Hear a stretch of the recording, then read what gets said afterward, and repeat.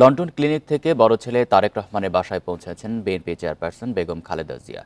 স্থানীয় সময় রাত 9:30টায় তারেক রহমানের সঙ্গেই তার বাসায় পৌঁছান তিনি। এ নিয়ে 17 দিন লন্ডন ক্লিনিকে চিকিৎসার পর ছেলের বাসায় ফিরলেন বেগম খালেদা জিয়া। ব্যক্তিগত চিকিৎসক জানিয়েছেন, শারীরিক অবস্থার উন্নতি হওয়ায় হাসপাতাল থেকে ছাড়া পেলেন তিনি। লিভার প্রতিস্থাপনের সিদ্ধান্ত না হওয়ায় আপাতত বাসাতেই চিকিৎসকের তত্ত্বাবধানে থাকবেন সাবেক এই প্রধানমন্ত্রী। উন্নত চিকিৎসার জন্য 7 জানুয়ারি লন্ডন যান বিএনপি চেয়ারপারসন খালেদা জিয়া। সেখানে পৌঁছেই ভর্তি হন বিশেষায়িত হাসপাতাল লন্ডন ক্লিনিকে। চিকিৎসা চলে বিশেষজ্ঞ চিকিৎসকদের তত্ত্বাবধানে।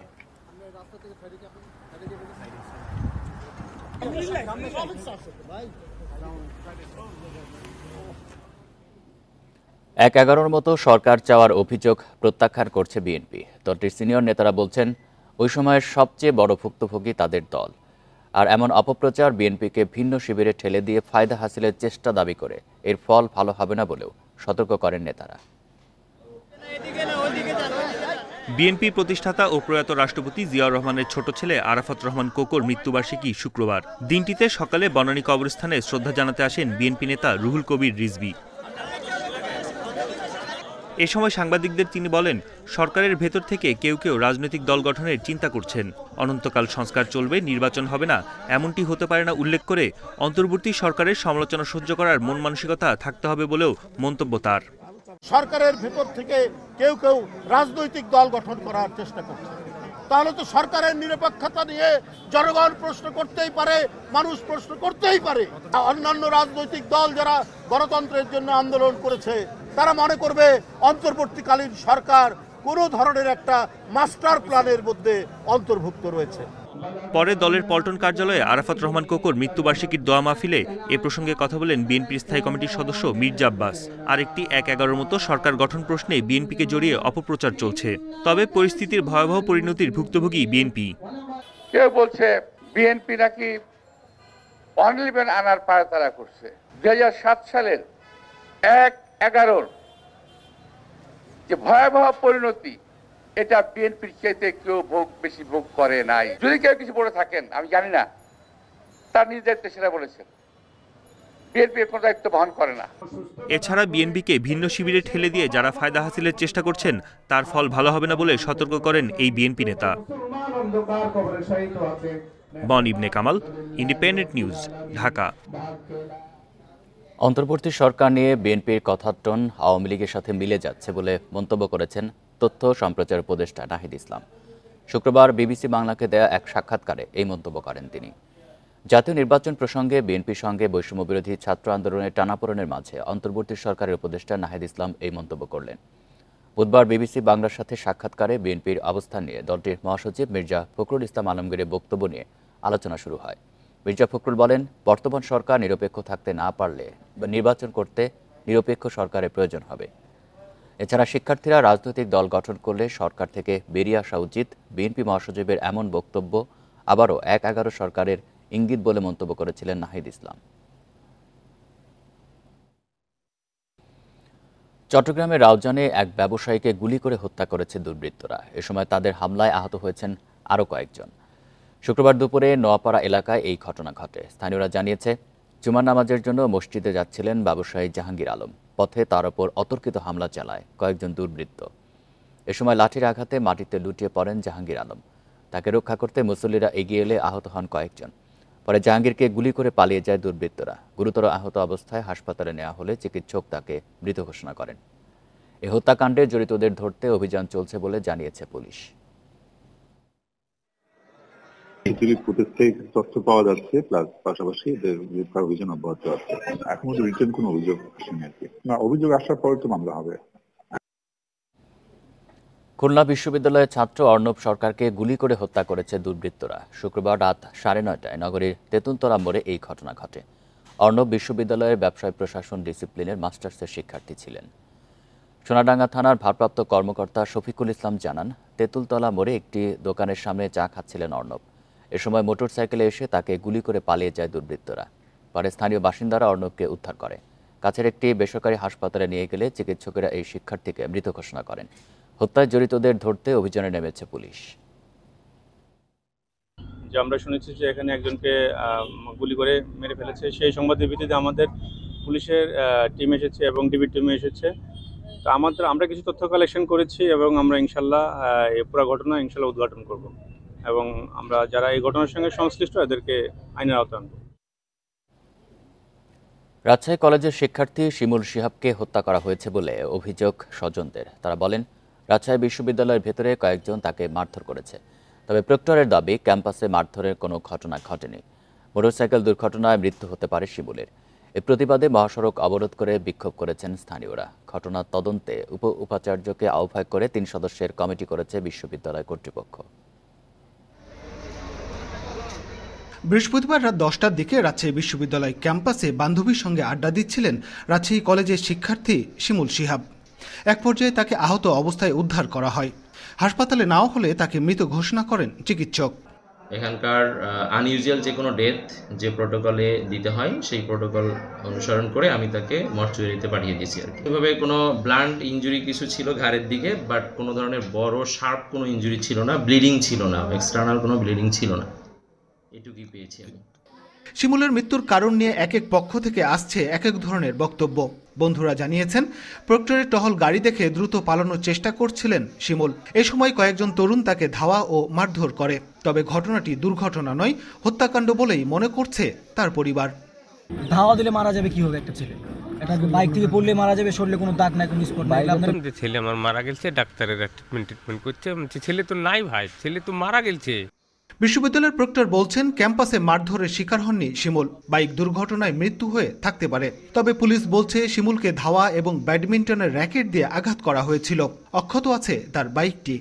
প্রক্টরের গাড়িতে পেছন ছিল, ওরা আবার শুনে এরা দ্রুত আগায় যাইছে। কি হলো, গিয়ে দেখে যে ছেলেটা এবং পরে গিয়ে অজ্ঞান হয়ে গেছে। বিশেষ করে বাহির থেকে কেউ হয়তো এরকম বলারও চেষ্টা করছে যে ছেলেরা পিটিয়ে মেরেছে, চোর সন্দেহ, কিন্তু এরকম কোন সত্যতা আমি পাইনি। ডক্টর বলি এবং ছাত্ররা যে সন্দেহজনক দেখে ধাওয়া করে, এখন তাদের বলে যে এখানে আর বেশি দিন থাকা যাবে না বলে নিজেকে নিয়ে তার মনে ছিল সে দ্রুতগতিতে যাইতে থাকে। তখন পিছন দিক দিয়ে তারা ধর করলে আশেপাশে যারা ব্যাডমিন্টন খেলছিল ছাত্ররা, তারাও মানে ধরপড়ের মতো করে দিক যায়। তখন সে আরো ভয় পেয়ে যায়। মৃত্যুর আসল কারণ জানতে ময়নাতদন্তের রিপোর্টের অপেক্ষায় পুলিশ। এ ঘটনায় এখন পর্যন্ত আটক করা যায়নি কাউকে। Mustafizur Rahman, Independent News, Rajshahi. ফরিদপুর সদর উপজেলার আলিয়াবাদ ইউনিয়নে গণপিটুনিতে এক যুবক নিহত হয়েছেন। তবে পুলিশ বলছে, ডাকাত সন্দেহে তাকে হত্যা করা হয়। পরিবারের দাবি, দীর্ঘদিন ধরে স্থানীয় চেয়ারম্যান ওমর ফারুকের সমর্থকদের সঙ্গে বিরোধের জেরেই পরিকল্পিতভাবে তাকে খুন করা হয়। পুলিশ বলছে, নিহতের নামে এলাকায় সন্ত্রাসী কর্মকাণ্ড, চাঁদাবাজি সহ নানা অভিযোগে থানায় একাধিক মামলা রয়েছে। নিহত মিরান খান আলিয়াবাদ ইউনিয়নের 2 নম্বর ওয়ার্ড যুবদলের সাবেক যুগ্ম সম্পাদক ছিলেন। তিনি বালু, মাছ ও ইন্টারনেট ব্যবসা করতেন। স্থানীয়রা জানায়, বৃহস্পতিবার রাত 11টার দিকে আলিয়াবাদ ইউনিয়নে যান মিরান ও তার সহযোগীরা। পূর্ব শত্রুতার জেরে প্রতিপক্ষের লোকজন তাদের ধাওয়া দিলে সবাই পালিয়ে যায়। এ সময় মিরান খানের শরীরের বিভিন্ন জায়গায় আঘাত করে ফেলে রেখে যায় তারা। সকালে উদ্ধার করে ফরিদপুর মেডিকেল কলেজ হাসপাতালে নিয়ে গেলে চিকিৎসক তাকে মৃত ঘোষণা করেন। যুবদলের জয়েন্ট সেক্রেটারি 2 নম্বর ওয়ার্ডের এই নিয়ে চেয়ারম্যানের সাথে বহুত আগে কথা কাটাকাটি হয়, ভেজাল হয়। এই পরিকল্পিতভাবে চেয়ারম্যানের হুকুমেই প্রান্ত একবার মারছে, আবার এইবার মার্ডারি করে ফেলাইছে। আমি সুষ্ঠু বিচার চাই। বাদে এসে ট্রাক্টর রাইখা কাদিরি বাজার সোজা পদ্মার পার যাইয়া দেখি ট্রলারে আনছে। আনার পরে ওই সময় আমরা নামানোর সময় দেখছি মানে দম নাই। তার সাথে আরও কিছু সহযোগী লোকজন নিয়ে হানা দিছিল হচ্ছে ওই গুচ্ছ গ্রামে। তখন গুচ্ছ গ্রামের লোকজন, আশেপাশের লোকজন মাইকিং করে চোর বা ডাকাত সন্দেহে তাদেরকে ধাওয়া করে। বাকি লোকজন চলে গেলেও তার সহযোগীরা মিরান যে নাম, যে রিজিস্ট, একে তারা ধরে ফেলে। আগামী 31 জানুয়ারি পর্যন্ত আন্দোলন বন্ধ রাখার ঘোষণা দিয়েছে সরকারি প্রাথমিক বিদ্যালয়ের সহকারী শিক্ষকরা। এ সময়ের মধ্যে দাবির বাস্তবায়ন না হলে 1 ফেব্রুয়ারি থেকে আমরণ অনশন করার ঘোষণাও দেন তারা। শুক্রবার সন্ধ্যায় জাতীয় জাদুঘরের সামনে সড়ক অবরোধ শেষে এই ঘোষণা দেওয়া হয় শিক্ষকদের পক্ষ থেকে। শিশুদের শিক্ষার হাতেখড়ি শুরু হয় প্রাথমিক বিদ্যালয় থেকে। কোমলমতি শিশুদের শেখানোর দায়িত্ব যাদের, সেই শিক্ষকেরা দেশের 3য় শ্রেণীর কর্মচারী, বেতন পান 13তম গ্রেডে। শুক্রবার বিকেলে জাতীয় জাদুঘরের সামনে সড়ক অবরোধ করে এমন আক্ষেপের কথা জানান প্রাইমারি স্কুলের সহকারী শিক্ষকরা। তারা চান প্রাপ্য সম্মান। তৃতীয় শ্রেণীর বেতন কাঠামো নয়, চান দ্বিতীয় শ্রেণীর মর্যাদা। দাবি তোলেন দশম গ্রেডের বেতন কাঠামোতে উন্নীত করার। প্রাইমারি স্কুলের সহকারী শিক্ষক, আমাদের দাবি একটাই, দশম গ্রেড চাই। তৃতীয় শ্রেণীতে আমরা পড়ে রয়েছি, এটা জাতির জন্য লজ্জাকর। সেজন্য আমরা দ্বিতীয় শ্রেণীর সমমর্যাদা পেয়ে আমাদের এই লজ্জামুক্ত সমাজ গড়ে তুলতে আমরা বদ্ধপরিকর। আমরা সহকারী শিক্ষকরা 13তম গ্রেডে আছি এবং দীর্ঘ 33 বছর কেউ 25 বছর চাকরি করার পরেও আমরা প্রধান শিক্ষক পোস্টে প্রমোশন পাই না। এ সময় শিক্ষকরা বলেন, দেশ গড়ার কারিগর হয়েও বৈষম্যের শিকার তারা। বলেন 31 তারিখে কনসালটেশন কমিটির একটি মিটিংয়ে যদি তাদের দাবির বাস্তবায়ন না হয় তাহলে 1 ফেব্রুয়ারি থেকে আমরণ অনশনে যাবেন তারা।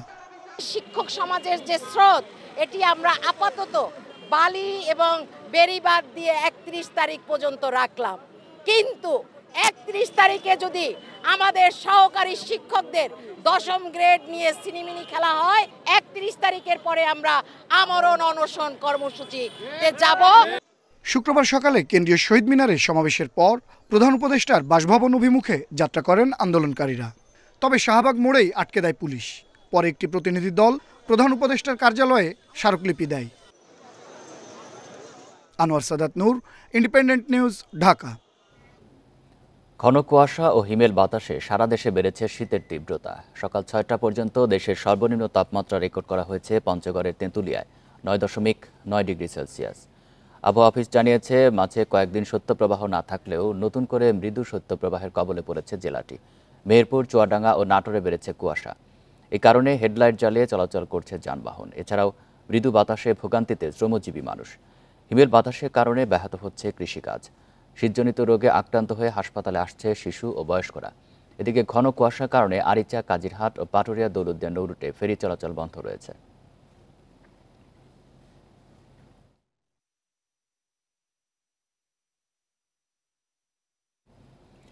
শীত পরিস্থিতি নিয়ে জানাতে পঞ্চগড় থেকে যুক্ত হচ্ছেন সহকর্মী শফিকুল আলম। শফিকুল, শীতের কারণে মানুষের খেটে খাওয়া মানুষের দুর্ভোগের চিত্র জানাবেন, আর কুয়াশা কেমন পড়েছে, কৃষিতে কোনো ক্ষতির শঙ্কা আছে কিনা? জি, পঞ্চগড়ে কিন্তু আজকে আবার বলা যায় মৃদু শৈত্যপ্রবাহ বয়ে চলেছে। তার কারণ সকাল 6টায় প্রাথমিকভাবে সর্বনিম্ন তাপমাত্রা রেকর্ড করা হয়েছে 9.9 ডিগ্রি সেলসিয়াস। এটি কিন্তু সকাল 9টায় সর্বশেষ যে সর্বনিম্ন তাপমাত্রা রেকর্ড করা হয়।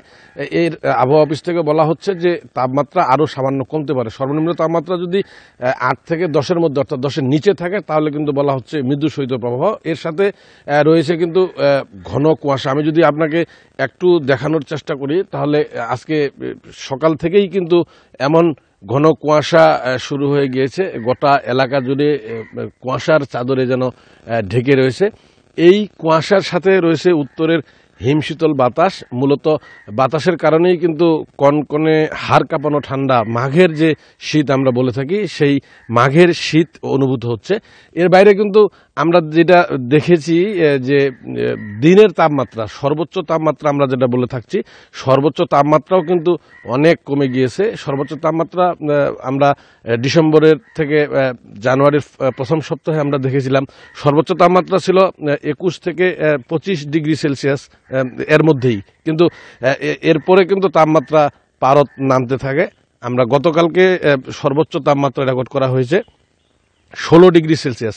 এটি আসলে অনেক কম। আমরা জানি এই শীত মৌসুমে সর্বনিম্ন তাপমাত্রা রেকর্ড করা হয়েছিল 7.3 ডিগ্রি সেলসিয়াস। সেটি মাঝারি পর্যায়ে শৈত্যপ্রবাহ ছিল এবং সর্বোচ্চ তাপমাত্রাও কিন্তু পঞ্চগড়েই রেকর্ড করা হয়েছিল 14 ডিগ্রি সেলসিয়াস। এটি 1 জানুয়ারি। তো আমরা দেখেছিলাম যে ডিসেম্বরের মাঝামাঝি থেকে এই জানুয়ারি জুড়েই কিন্তু দফায় দফায় শৈত্যপ্রবাহ ছিল। এর প্রভাবে আমরা বরাবরই দেখি খেটে খাওয়া মানুষের দুর্ভোগ, বিশেষ করে যারা কৃষি শ্রমিক, যাদের কিন্তু সকালেই খেতে নামতে হয় কাজ করতে, ফসলের কাজ করতে, ফসল শীতকালীন সবজি তুলতে হয়, তাদের বাজারে নিয়ে আসতে হয়। কৃষি শ্রমিকদের অবর্ণনীয় দুর্ভোগ আমরা এই শীতের কারণে দেখছি। এর বাইরে রিক্সা ভ্যান চালক, ইজি বাইক চালক, যারা দিনমজুর শ্রেণীর মানুষ, তাদের আসলে এই কনকনে শীতে আমরা সীমাহীন দুর্ভোগ দেখতে পাচ্ছি। আপনি বলছিলেন যে পঞ্চগড় আধুনিক সদর হাসপাতালেও কিন্তু আসলে শীতজনিত নানান রোগ আক্রান্ত রোগীদের সংখ্যা বেড়ে গেছে। এই ছিল শীত পরিস্থিতি নিয়ে পঞ্চগড় থেকে সর্বশেষ। পঞ্চগড় থেকে জানাচ্ছেন সহকর্মী শফিকুল আলম। সম্প্রতি কয়েকটি পণ্যে ভ্যাট বাড়ানোর পর সমালোচনার মুখে তা কমিয়ে আনে সরকার। দেশের বিভিন্ন অঞ্চলের ব্যবসায়ীরা বলছেন, যারা ভ্যাট দিচ্ছেন তাদের ভ্যাট না বাড়িয়ে এর আওতা বাড়াতে হবে সরকারকে। এতে সরকারের রাজস্ব আদায় বাড়ার পাশাপাশি ক্ষতি থেকে রক্ষা পাবেন ব্যবসায়ীরা।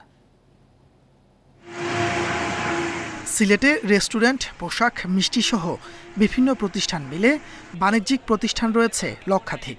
এর মধ্যে ভ্যাটের আওতায় আছে অর্ধেক প্রতিষ্ঠান। তবে কিছু পণ্যের ভ্যাট পুনঃনির্ধারণে প্রভাব পড়বে প্রতিষ্ঠানগুলোতে। অনেক প্রতিষ্ঠানে তুলনামূলক কমছে বিক্রি। এতে ব্যবসায়ীদের ক্ষতির পাশাপাশি সরকার হারাবে বিপুল রাজস্ব। আমরা তো মনে করেন যে কোনো জিনিস বাড়াতে হলো একটু পরিকল্পনা নিয়ে বাড়াতে হয়, হুট করে বাড়াইয়া দিলাম, পরে আমাদের ব্যবসার দোষ নেমে গেল। রাজশাহীতে ৮০,০০০ বাণিজ্যিক প্রতিষ্ঠান থাকলেও ভ্যাট প্রদান করেন মাত্র ৩৪,০০০ প্রতিষ্ঠান। ব্যবসায়ী নেতারা বলছেন, অর্ধেকের বেশি বাণিজ্যিক প্রতিষ্ঠান ভ্যাট না দিয়েই ব্যবসা করে যাচ্ছে, অথচ যারা ভ্যাট দিচ্ছে শুধু তাদের উপর চাপ বাড়ছে। সব মিলিয়ে ৫০০ রেস্টুরেন্ট হবে, কিন্তু আমরা নিয়ম নীতি মেনে, আমি যতদূর আমার জানি যে ভ্যাট ট্যাক্স দিয়ে আমার রেস্তোরাঁ সেক্টর ১০০টার মতন প্রতিষ্ঠান এগুলো ভ্যাট ট্যাক্স দিচ্ছে। চট্টগ্রামে ১ লাখের বেশি প্রতিষ্ঠানের সক্ষমতা থাকলেও ভ্যাট প্রদান করে সর্বোচ্চ ৫০,০০০। অসাধু কিছু সরকারি কর্মকর্তাদের যোগসাজশে ভ্যাট ফাঁকি চলছে বলে অভিযোগ অনেকের। সবগুলি ব্যবসা প্রতিষ্ঠান, দোকান যাই আছে তাদেরকে ভ্যাটের আওতায় নিয়ে আসা এবং একই সাথে তারা জনগণের কাছ থেকে যে ভ্যাটটা আদায় করছে সেটার এসিআর মেশিন ব্যবহারের মাধ্যমে সেটা নিশ্চিত করা। সরকারি হিসেবে গত জুলাইয়ে ১,২২৭ কোটি টাকা ভ্যাট আদায়ের লক্ষ্যমাত্রা থাকলেও আদায় হয়েছে ১,০৬০ কোটি টাকা। আগস্ট ও সেপ্টেম্বরে লক্ষ্যমাত্রার কম ভ্যাট আদায় হয়।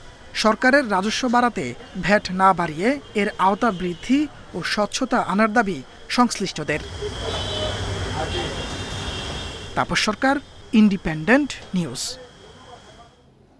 এ নিয়ে আরও জানাতে সিলেট ও রাজশাহী থেকে যুক্ত হচ্ছেন সহকর্মীরা। শুরুতে সিলেট থেকে যুক্ত হচ্ছেন সহকর্মী রানা মজুমদার। রানা, ভ্যাট বাড়ানোয় সিলেটে ব্যবসা বাণিজ্যে কী ধরনের প্রভাব পড়েছে, ব্যবসায়ীরা কি বলছেন? দেখুন, এই বিষয়ে আমরা সংশ্লিষ্ট যারা কর্তৃপক্ষ রয়েছেন, সিলেটের যারা ব্যবসায়ী নেতৃবৃন্দ রয়েছেন, তাদের সঙ্গে আমাদের কথা হয়েছে। তো তারা যে বিষয়টি জানিয়েছেন, আসলে এই যে ভ্যাট পুনর্নির্ধারণ করা হলো, তো সেক্ষেত্রে আসলে সিলেটের ব্যবসা বাণিজ্যের উপরে অনেকটাই কিন্তু আসলে এর প্রভাব পড়েছে। এবং বিশেষ করে সিলেটের যারা হোটেল ব্যবসায়ী রয়েছেন তাদের সঙ্গে আমাদের কথা হয়েছে। তারা বলেছেন যে আসলে সিলেটের মূলত কিন্তু আসলে পর্যটন নির্ভর একটি এলাকা এবং এখানে কিন্তু দেশের বিভিন্ন জায়গা থেকে পর্যটকরা ঘুরতে আসেন। তো সেক্ষেত্রে সিলেটের হোটেল এবং রেস্টুরেন্ট ব্যবসায় কিন্তু এক ধরনের লাভজনক একটি সেক্টর হচ্ছে এই পর্যটন খাত। তো সেক্ষেত্রে যখন এই ভ্যাটটি পুনর্নির্ধারণ করা হয়েছিল, পরবর্তীতে আবার যখন সরকারের পক্ষ থেকে বাড়ানো হয়েছিল, তো সেক্ষেত্রে কিন্তু ব্যবসায়ীরা অনেকটাই শঙ্কায় ছিলেন যে আসলে তাদের ব্যবসার ক্ষেত্রে অনেকটাই হয়তো ধস নামতে পারে। তো পরবর্তীতে যখন আবার তাদের বিভিন্ন দাবি দেওয়া পরে তাদের আন্দোলন কিংবা মানববন্ধনও সিলেটে সংগঠিত হয়েছিল, তো সেসবের পরিপ্রেক্ষিতে দেখতে পেলাম যে ভ্যাট কিন্তু সরকার যে বর্ধিত ছিল সেটি কিন্তু প্রত্যাহার করে নিয়েছে। তো সেক্ষেত্রে ব্যবসায়ীরা কিন্তু অনেকটাই স্বস্তি প্রকাশ করেছেন। পাশাপাশি সিলেটের যারা ভ্যাট সংশ্লিষ্ট কর্মকর্তা রয়েছেন তাদের সঙ্গে আমরা কথা বলেছিলাম, পাশাপাশি সিলেটের যারা চেম্বারের নেতৃবৃন্দ রয়েছেন তাদের সঙ্গে কথা বলেছিলাম।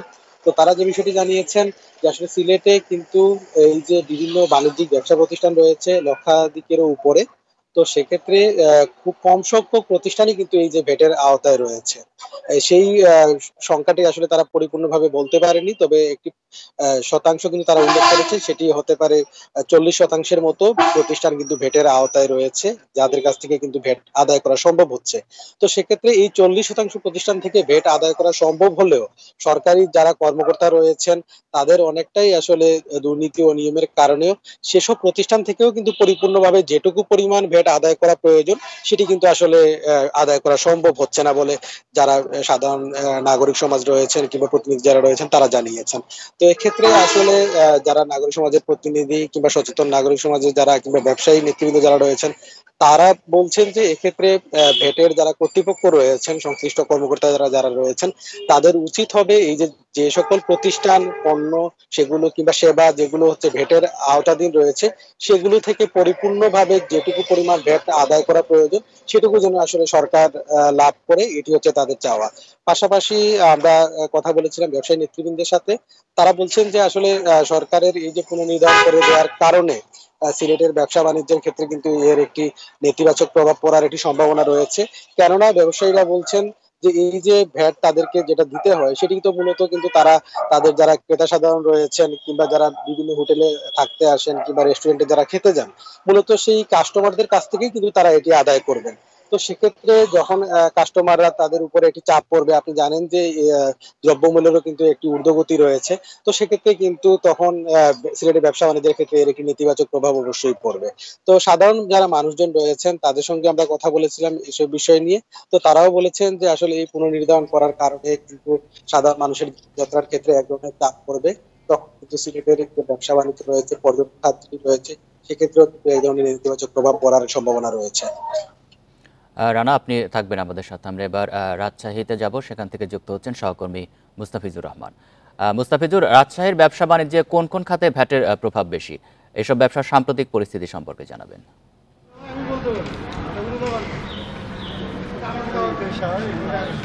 দেখুন, রাজশাহীতে যে ভ্যাটের পরিস্থিতি, অর্থাৎ সরকার যখন 15% নির্ধারণ করেছিল, তারপরে কিন্তু যারা ব্যবসায়ী সমিতি রয়েছেন, ব্যবসায়ী এই বিভিন্ন সংগঠন ছিল, তারা কিন্তু এর বিরুদ্ধে মানববন্ধন সহ একাধিক তারা কর্মসূচি নিয়েছিল এবং তার ফলশ্রুতিতে আমরা দেখেছিলাম যে পুনরায় কিন্তু 5% নেমে আসে। এবং সেই সময় ব্যবসায়ীরা কিন্তু একটি কথাই বারবার বলছিল যে করোনা পরিস্থিতি কাটিয়ে না উঠতেই আবার কিন্তু দেশে একটি উদ্ভূত পরিস্থিতি, তারপরে আবার যদি সরকার এ ধরনের সিদ্ধান্ত নেয় তাহলে তাদের যে ব্যবসায়ী যে মন্দা একটি ভাব ছিল সেটি কাটিয়ে না ওঠার পরও আবার যদি এই ধরনের একটি ভ্যাটের আওতায় চলে আসতে হয় বা ভ্যাট বৃদ্ধি করে দেয় তাহলে হয়তো তাদের ব্যবসায় হয়তো গুটিয়ে ফেলতে হবে, এই ধরনের কিন্তু একটি শঙ্কা ব্যবসায়ীরা করেছিলেন। কিন্তু তারপরেও এখন দেখা গেছে যে ব্যবসায়ীরা কিন্তু সরকারের যে সিদ্ধান্ত নেওয়া হয়েছিল এবং তারা সরকার যেহেতু পূর্ববর্তী সিদ্ধান্তে ফিরে গেছেন, যার ফলে ব্যবসায়ীদের মধ্যে কিছুটা স্বস্তি ফিরে এসেছে, এক কথা বলা যেতে পারে।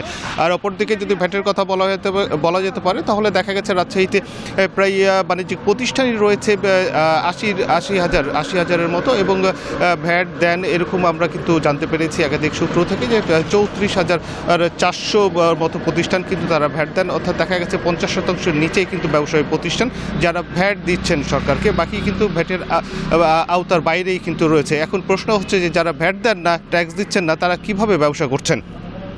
এখানে আমরা কথা বলেছিলাম রাজশাহী চেম্বার অফ কমার্সের যারা প্রতিনিধিরা রয়েছেন তাদের সঙ্গে কথা বলেছিলাম, তারা একটি বিষয় বলছিলেন যে এখানে যারা ভ্যাট ট্যাক্স আদায় করে থাকেন, ঠিক তাদের যে মাঠ পর্যায়ে যে কর্মকর্তারা রয়েছেন তারা কিন্তু এই সমস্ত ব্যবসায়ীদের সাথে একটা লিয়াজও মেনটেন করেন, এবং যার ফলে হয়েছে কি তাদের এই নেগোসিয়েশনের মাধ্যমে তারা ভ্যাট ট্যাক্স না দিয়েও কিন্তু নির্বিঘ্নে ব্যবসা করতে পারেন।